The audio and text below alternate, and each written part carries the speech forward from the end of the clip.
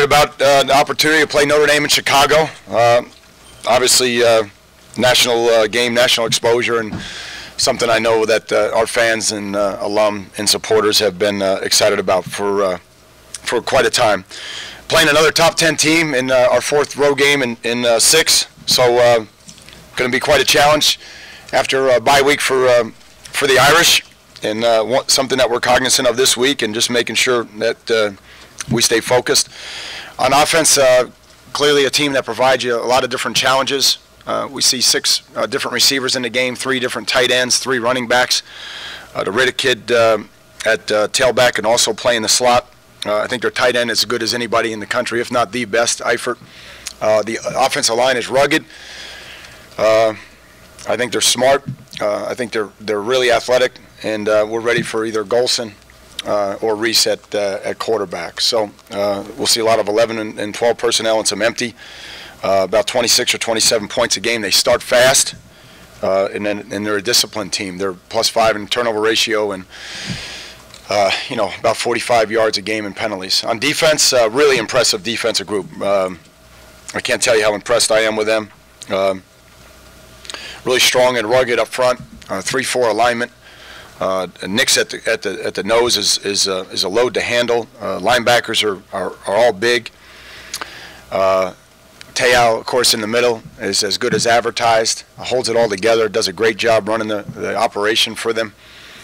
Play a lot of cover 2. Make it hard for you to run the ball up front. And as good as anybody I've seen in the red zone in a long time. Really good. I don't think anybody's run the ball on them for a touchdown all year. Doing a great job with a couple different coverage looks down there to make it hard for you. 8 interceptions. I think they're 40% on 3rd down and have 14 sacks already. So this is an excellent team. And when you couple that with what they're doing in the kicking game, obviously worthy of a top 10 ranking right now. So with that, I'll open up to any questions, and we'll go from there. Al, where does this game fit in the grand scheme of the process? Not just it's Miami, Notre Dame, but because Chicago's a major alumni hub for this university, because it's Soldier Field, because it's national TV. All those elements, did they add up to a whole lot more than...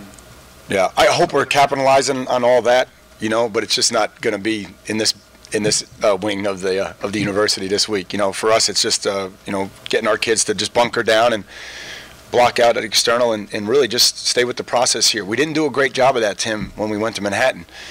We kind of unraveled. We weren't ready for that stage, and so we'll see. What's this, 3 weeks later, 4 weeks later? We'll see if we've grown up. I keep saying to the team and staff, we're really no freshmen anymore. This is our 4th road trip and our 6th game, so there's really no freshmen anymore. We want to see who can respond to this challenge. Do you bring up, even in the mantra of don't let Kansas State beat you twice, keep moving forward, all of that, do you bring up the Kansas State game this week just because of the way you guys have handled certain stuff? No, because I think we've already erased some of that by going to Georgia Tech. By preparing and going to Georgia Tech and playing, the way we did and just staying together. I thought our focus was good going into Tech. I think we handled the road a lot better, and I expect us to handle this road trip really well and get the leadership that we need. And again, I don't expect freshmen to be lose sight of really what the focus is like we did in the past. Now, what does having a week off, do for them, and positive and negative? What could be some negative? Yeah, I don't know the negative. You have to ask Coach Kelly that. I'm sure he got guys healed up and worked on. I'm sure he sat down with his staff and said, in all 3 areas, what do we need to fix? Quality control wise after 4 games, and they've played good opponents and played really well. I mean, nobody's scoring on them, and they've played Michigan and Michigan State. No one's running on them. So again, you'd have to ask Coach that. I think from our standpoint, I'm worried about the time that they've had to heal and how fresh they are, and that they don't. I guess it's about a 90-minute trip for them, and it's a little different for us, time zones and everything. So I'm worried about all that. We're cognizant of that. We'll make sure that that's factored into our schedules and everything. But really, we need the help of the student athletes with that. Getting their rest and taking care of all their academics early in the week and getting focused on the Irish. Having 2 quarterbacks to face, potentially, how does that affect game planning? Yeah, again, I think probably from Coach Kelly's eye and how they call the game, he sees a difference between the 2 and what they do well. But from our standpoint, we don't see a whole lot. of difference when Golson is in there as opposed to when Reese is in there. We see a lot of the same throws, a lot of the same reads and formationing and things of that nature. So I'm sure in his mind he knows that so-and-so throws this ball better than this ball, and he'll call accordingly. But from our standpoint, in terms of how they're formationing things and what they're calling, we don't see a lot of difference between those two. Coach, with the defense, obviously you got a lot of turnovers last week, but still gave up a lot of yards. How do you balance maybe your frustration with guys still making MEs versus having to be patient still and know that guys are still coming along? Yeah. Again, if this, there is no frustration on my stand. I know I must be driving you guys crazy, but there's no frustration. I keep talking to the staff about, you're as coaches, you could probably, get the sense that we look for perfection. We believe in execution and all that, and it's easy to get.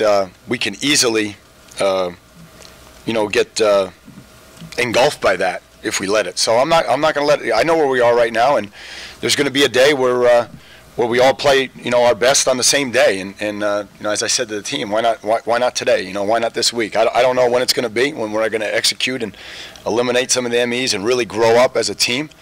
But we haven't done it yet, and we've won. So I want to just make sure we don't lose our aggressiveness, and we're competing right now. We're competing. You can't turn on the film and say, man, we're walking around on defense. We're just not playing as smart as we need to. We're not executing as well as we need to, and we need some guys to step up. Is there a point where you need to know that there's a threshold the offense has to get to in order to feel safe about a game? Or I don't feel safe about any game. Because, I don't feel safe right now at all. Again, I just think we're just going to go.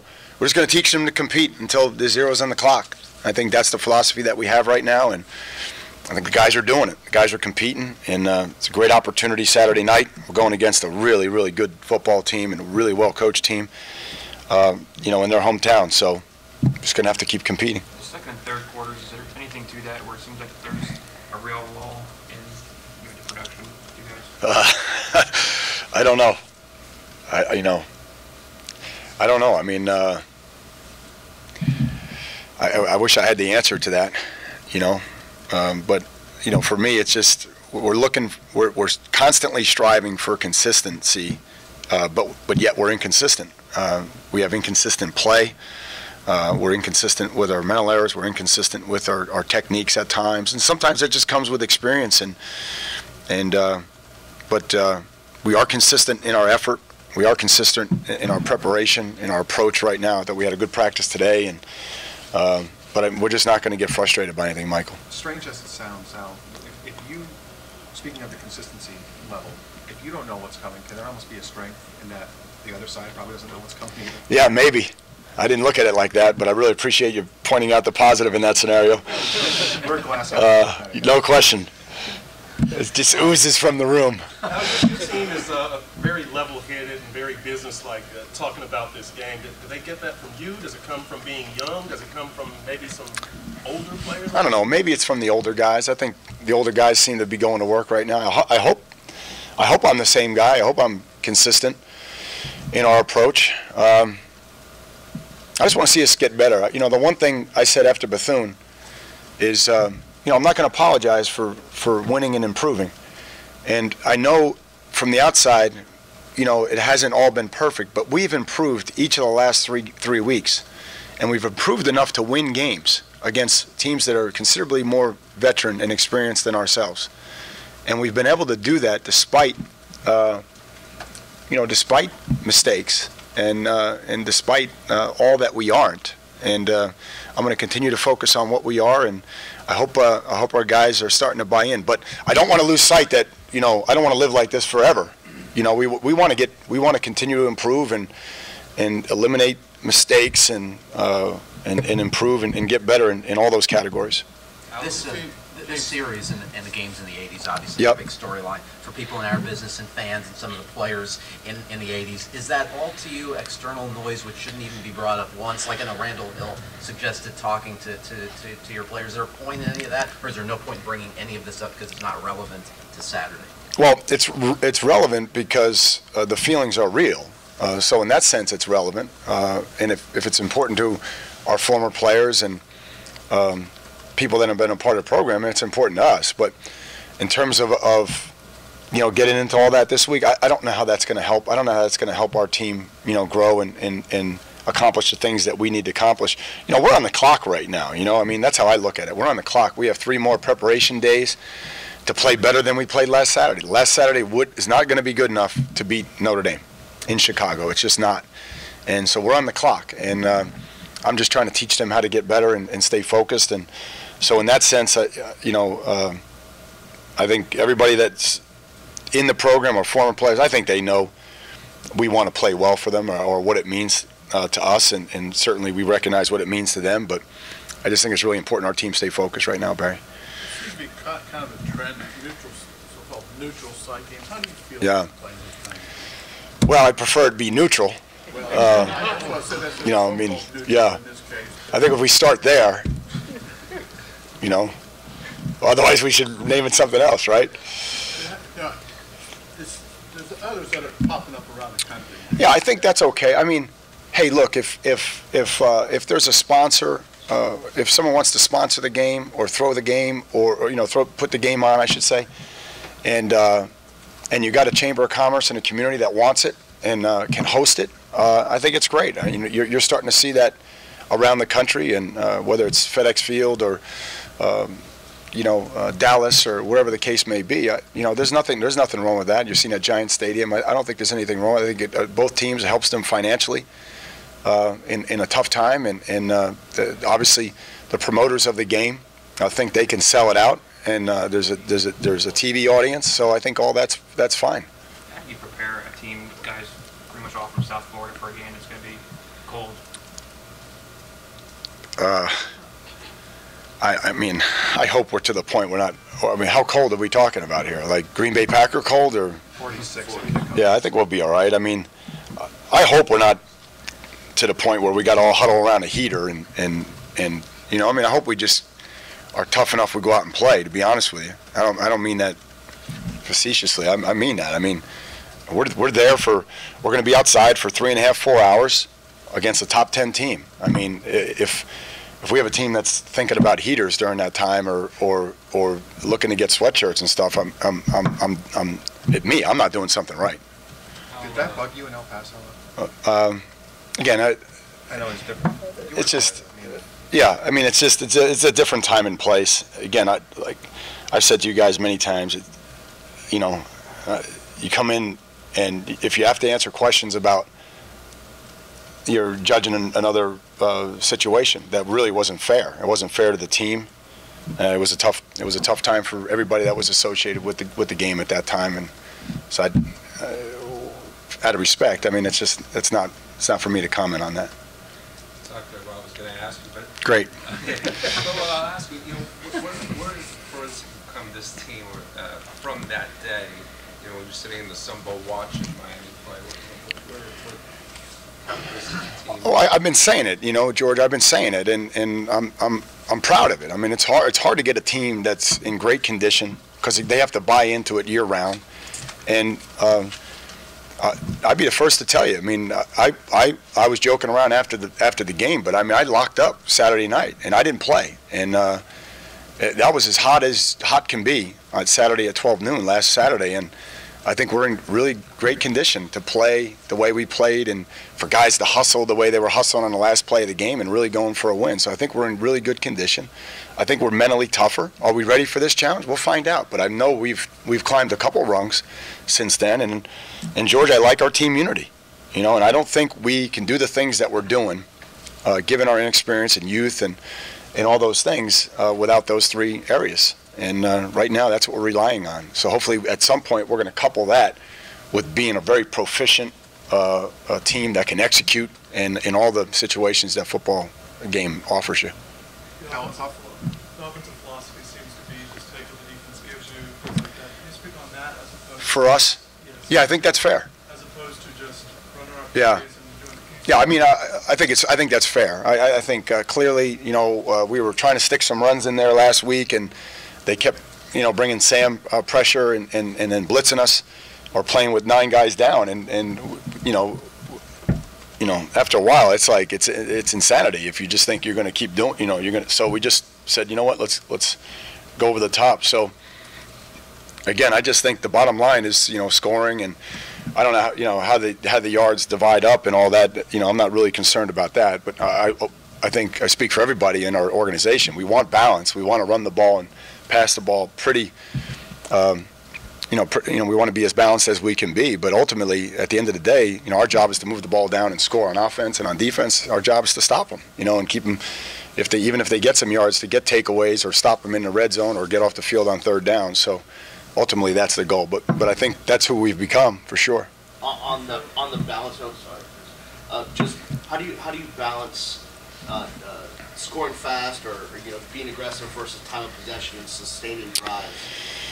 Well, I'd like to see it. I'd like to see it as the defense grows, that our time of possession, gets a little bit more where we want it. I don't think there's any question. Clearly, I think we're at a point where scoring trumped time of possession because we wanted to score while the defense was growing. We wanted to keep the points high. So, again, all good. You have a follow-up question? Just the players on offense. You feel like they've been good at recognizing what the defense are giving. You feel like they've, not just the quarterback, but just the players have really embraced that and they recognize what's going on. Yeah, I think that's a good point because Randy Johnson didn't really have a huge impact on that game last Saturday, and neither did the tight ends. And we like to see those guys join the party. We like to see the tight ends. Again, I've been saying it, but I hope they'll answer the bell and we can get 6 or 7 catches out of them a game, and Randy gets involved a little bit more this week, and because we haven't had it all on the same day for sure. I think the difference is the offensive line is doing a good job of picking up whatever the fronts are, or the pressures are, or the games are for the day. They're doing a good job with that.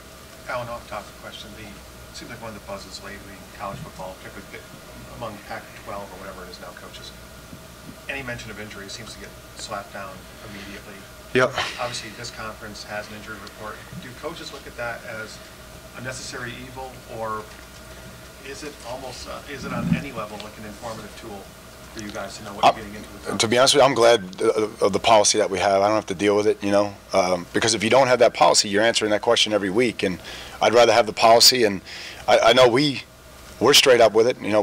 I don't think we've been wrong one time in terms of a guy getting healed late or anything like that. And like last Thursday, I left Dalton off it because I really felt that he was going to play. Now, he probably should have been a probable, but in my heart, I was thinking he was going to play, so I'm not going to put him as a probable. I'm not going to play around with it. So. Have you ever felt misled by it at all? Outing anyone, but I don't think. At the end of the day, we're all professionals, so I don't think. I haven't. Now, you talked about wanting consistency and searching for consistency, but you guys have the ability to make big plays and stay in games. Is that the next best thing, and what does that, lacking consistency, the ability to make plays, and what does that do for a team? Yeah, I think explosive plays, I think anybody would tell you that explosive plays, are probably the number one factor in terms of scoring, for sure.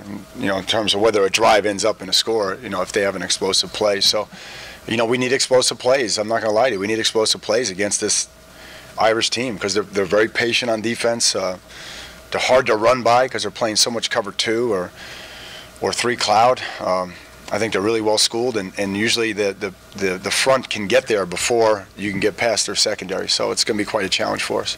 With the last few big games, what does that say about your young team? Just that they've been competing, and they're staying together, and it's been a tough challenge. Again, I said this is our 4th road game in 6, and to do that with a veteran team is hard. Now we're doing it with a very young team, so I'm real proud of the way they're approaching things. And clearly, you got to make some sacrifices off the field to stay healthy and stay strong and not get worn down. And I thought we had a good practice today. We'll see how we do tomorrow. And again, and I mean this honestly, every day is an adventure. I have no idea what team is going to show up tomorrow. Yeah, just not focusing on anything but what we're trying to do every day, just executing the process and blocking everything else out. We're going to continue to remind them of that. Obviously a lot of them will be talking to media today, tonight, maybe tomorrow. But other than that, we're just trying to move forward. Was also Pierre able to practice? No. He's going to be doubtful at this point. So who would go again if he's not able to go? Who starts at this point? Corey King looks like right today. We got to look at the tape from today, but Daquan Ivory will move up. Corey King will move over to the 3. And we're going to play all those guys. We're going to keep rotating those guys through there. It's by committee still. Do you feel Corey's ready? I mean, he hadn't played. He didn't play the first game. Yeah. He missed a lot of the fall. Yeah, I don't know how many. He's been playing a lot lately, the last 2 weeks. I don't know the exact total last week, but again, whoever ends up starting, they're gonna fight for it out here. But I think today he ran with the ones. But whoever practices the best is going to end up starting out here.